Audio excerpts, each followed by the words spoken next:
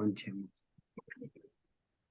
Buen día. Hoy volvemos a tener el gusto de tener con nosotros en estos estudios virtuales en Buenos Aires a Jorge Gels. ¿Cómo estás? Buen día, Jorge.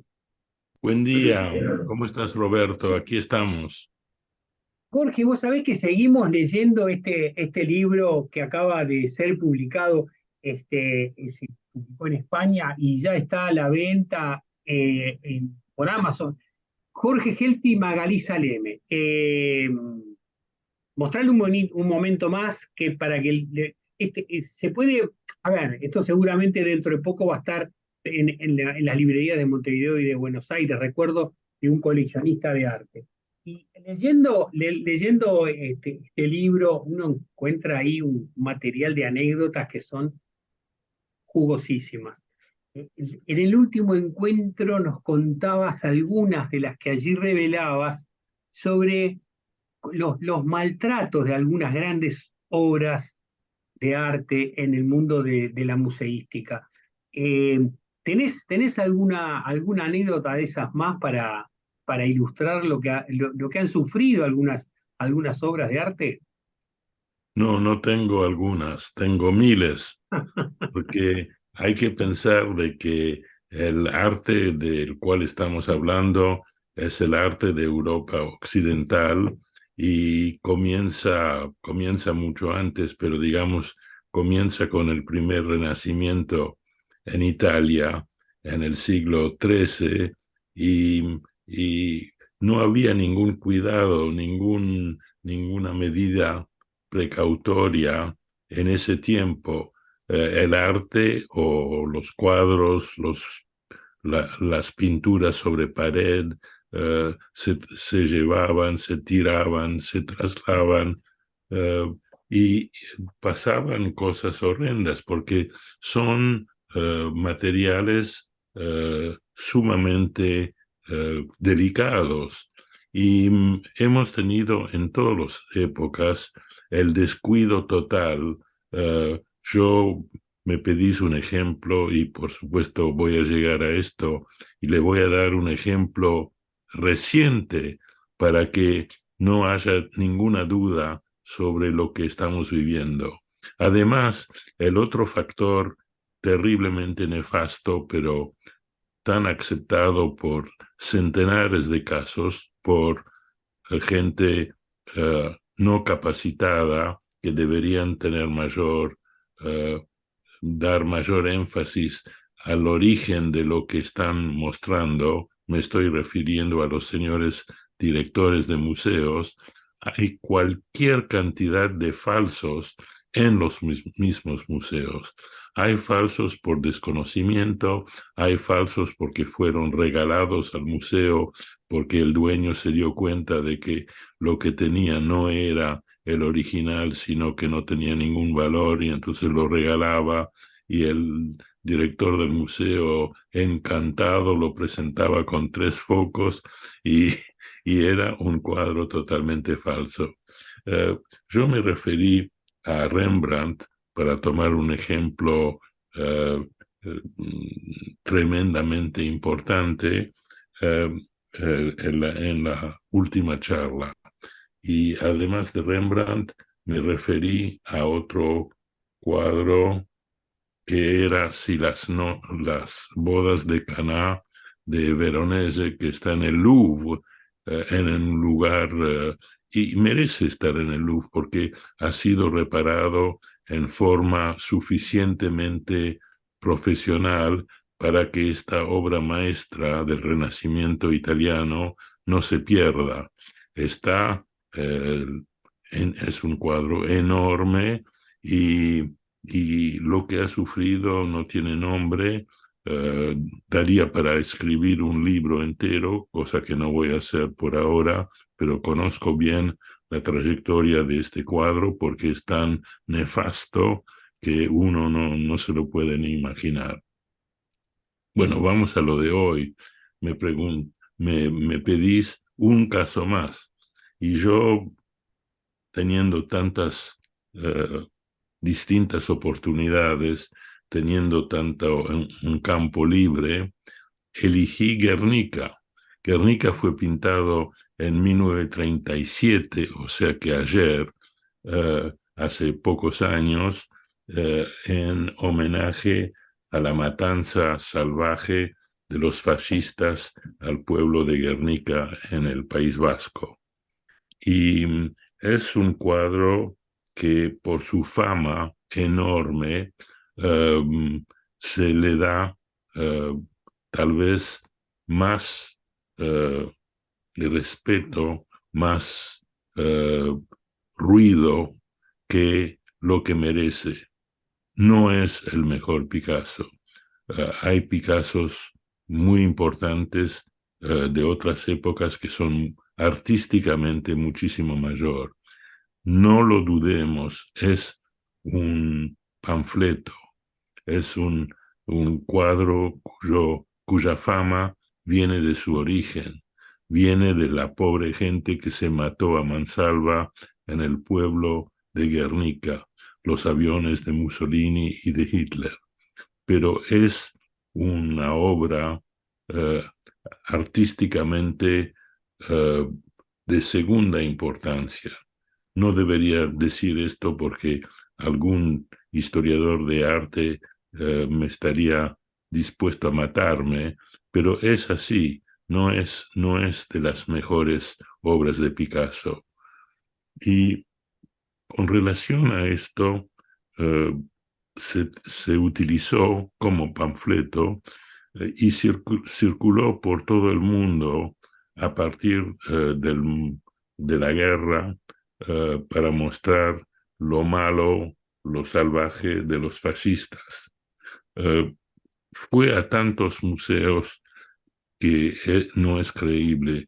En este momento se me ocurre que fue a Escandinavia, circuló por todo Estados Unidos, fue a Canadá, y yo, bueno, de chico, criado en New York, donde estábamos refugiados, íbamos, por supuesto, a verlo junto con obras mucho más importantes en el famoso MoMA. Ahí me acuerdo muy bien, al comienzo tenía 6 7 años, hasta los 13 años, iba a menudo con papá. Guernica estaba colocado en una pared al salir de los ascensores, o sea que no era ni siquiera, no estaba ni siquiera en una sala, sino que estaba en un pasillo. Bueno, pero era Guernica, nos quedamos mirándolo por la importancia histórica que ya tenía. Estamos hablando de los años 43, 44, 45, de un cuadro pintado en 1937, 38. Uh, bueno, bueno, no sé cuántas veces lo vi, no viene al caso.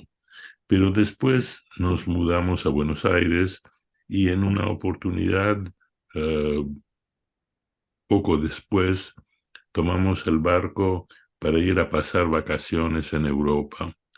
Y el barco tardaba 17 días entre Buenos Aires y Le Havre y tenía 5 o 6 escalas, cada uno de casi un día de duración. Y una de estas escalas era Santos.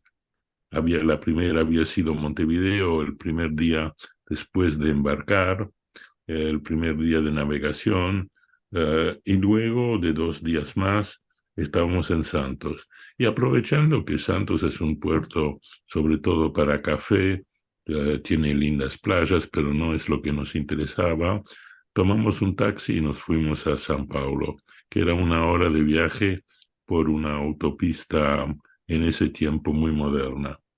Y, y estaba justo la instalación de la segunda Bienal, de la Bienal de San Pablo, que se ha tornado con los años el evento más importante de todo Sudamérica.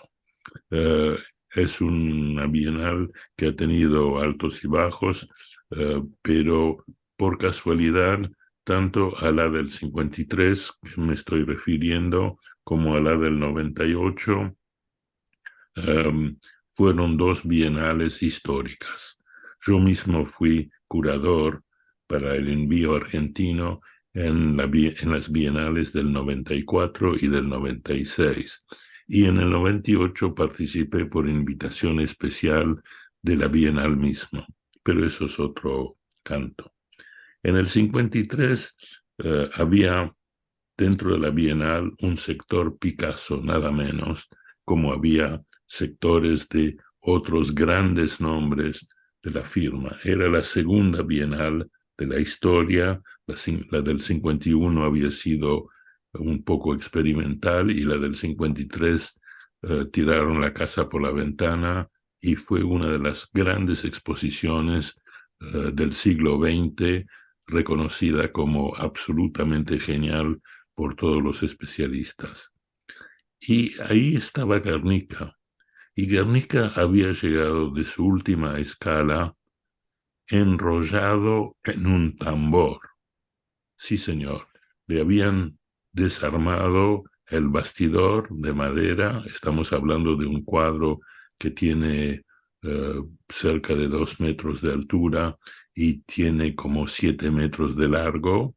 Y la tela en sí, con la pintura blanco y negro que tiene y grises, se enrollaba como un trapo y se ponía en un tambor, viajaba por barco, por supuesto, con la humedad ambiente, y al llegar a la próxima escala se desenrollaba, por supuesto, la pintura había sufrido y se había preparado un bastidor de la medida adecuada y se lo volvía a clavar en un nuevo bastidor. Y ahí en San Pablo era una de las tantas escalas y se veía bien. Por supuesto, si en ese momento hubiéramos tenido los elementos como para realmente ver el cuadro en profundidad, no solamente con eh, eh, ampliación, eh, pero también estando más cerca de la tela en sí, veríamos de que había faltantes de pintura, que habían daños, que habían rayas, que habían toda clase de defectos que se habían producido por un transporte totalmente inadecuado. Hoy un cuadro de la décima parte, la centésima parte del valor monetario de Guernica um, se, se trata mejor, se cuida mejor, se insiste en un cajón hecho a medida, con una protección de goma pluma, con el marco y el vidrio, si es que lo tiene, mantenido a través del tiempo para que no sufra el cuadro.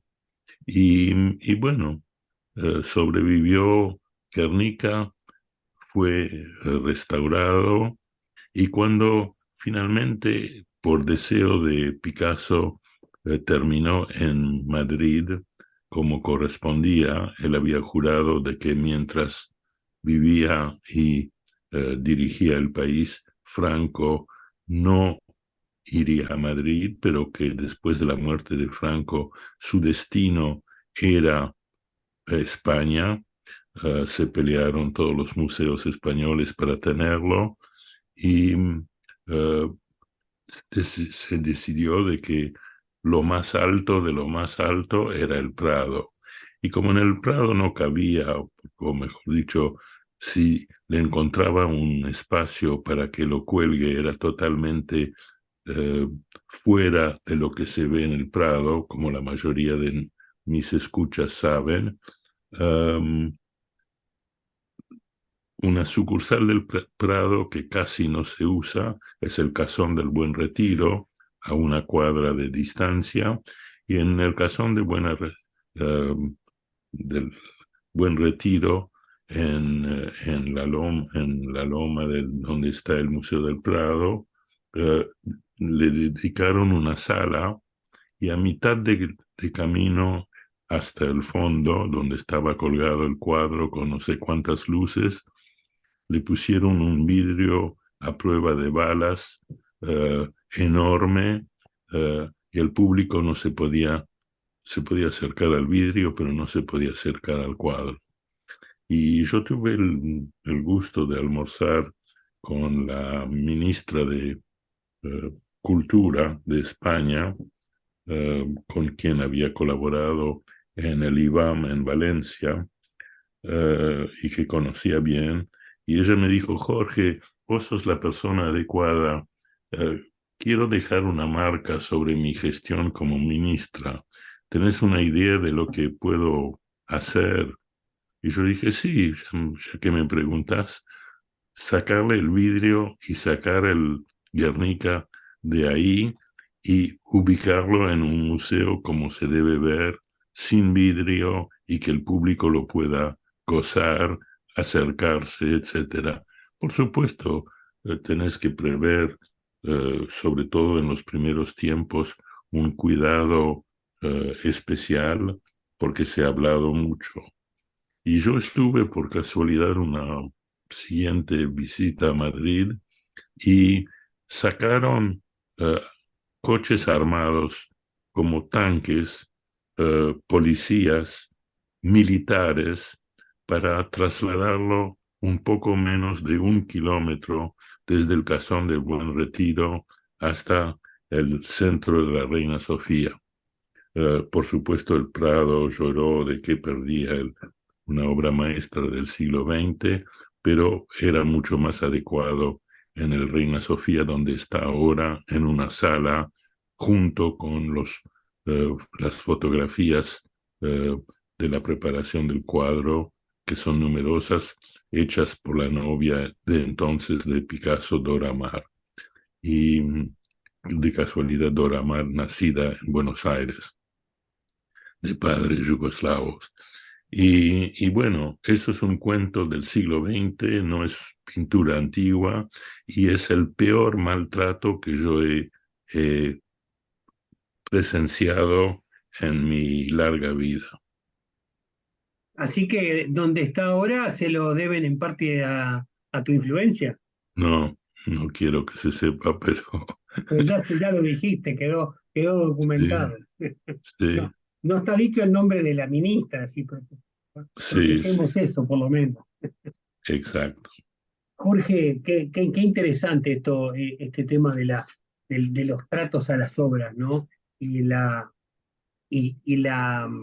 tendencia a alejar la obra del público, porque hay también un público vengador, hay algunos locos que andan por ahí haciendo maldades, ¿no? ¿Qué hay contra eso? Y hay, según los museos, según las situaciones políticas de los países, según si son préstamos temporarios, eh, hay todo clase de cuidados que son normales, como cualquier cosa que uno presta y teme por su seguridad. Eh, los cuadros no son diferentes.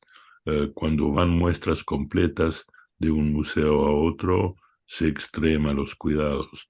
Cuando hicimos la muestra de Picasso, la primera muestra en la historia del Uruguay, en Montevideo, por supuesto estaba todo previsto, tanto como medidas de seguridad en caso de incendio, robo nocturno, venta de entradas, dinero por que esté depositado allí, hasta cuadros.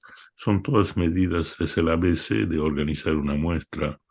Eh, yo hasta ahora organicé 160 muestras, la última era la 160ª, y es el ABC de instalar una muestra. Habrás tenido algunos percances en tantas muestras, imagino. Sí, por supuesto, percances comunes que pueden ocurrir por algo imprevisto, siempre puede haber. Yo por ahora toco madera, no tuve, no tuve problemas realmente serios. en ninguna de mis muestras. De estas, 97 se hicieron en mi Fundación San Telmo, que era una casa antigua, rudimentaria, pero bueno, por supuesto, respetamos las obras que venían.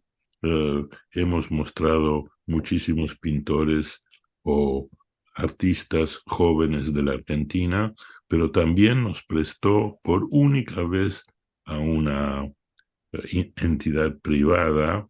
El Museo de Rodin en París nos prestó 60 dibujos de Rodin eh, para una muestra en Buenos Aires. Y, por supuesto, estaban cuidados, todos estaban bajo vidrio, como corresponde a una obra sobre papel, y toco madera. Vino la directora de dibujos del Museo Rodin para dar conferencias, eh, y le pareció que habíamos actuado perfectamente bien.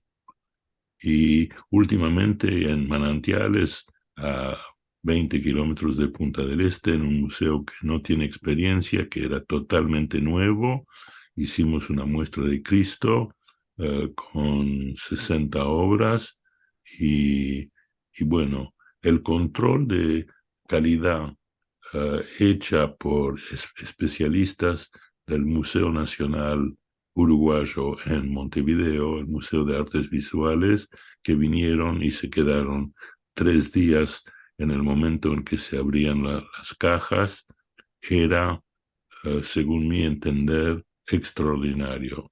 Yo he presenciado este tipo de control en muchos museos muy famosos y en Manantiales el equipo de 2 especialistas de Montevideo era ejemplar. Así que no es cuestión de dónde ni cómo, sino de quién lo hace, si es profesional. Revisaron, por ejemplo, los vidrios centímetro cuadrado por centímetro cuadrado con una lupa, y los informes que se puede decir la parte negativa o crítica, eh, demuestra hasta qué profundidad, hasta qué cuidado se tomaron para eh, señalar pequeños defectos que no eran del viaje, sino que tal vez existían en el momento del embarque en París, y que no tenían ninguna importancia sobre la obra. Y esto lo hemos hecho, hasta yo me puse un poco nervioso porque estábamos muy atrasados en la colgada, porque la sala no estaba lista. eh, y, y yo les decía, ¿para qué le da tanta importancia? Y dijeron, no, nosotros sabemos nuestro cometido y así lo hacemos. Hay un informe de llegada y un informe de salida también, ¿no? Sí, por supuesto, en el momento de salida la muestra cierra, y en el momento antes de empaquetar, en las mismas cajas, en la misma parte de la caja, de cada caja, hay un control tan completo y tan riguroso como a la llegada. Qué bárbaro. Qué interesante, Jorge, lo que nos contás. Seguimos la semana que viene y nos metemos en otro rubro, que son las colecciones de manuscritos que vos también has estado trabajando. Te deseo una excelente semana y muchas gracias por este encuentro. Adiós y gracias por todo.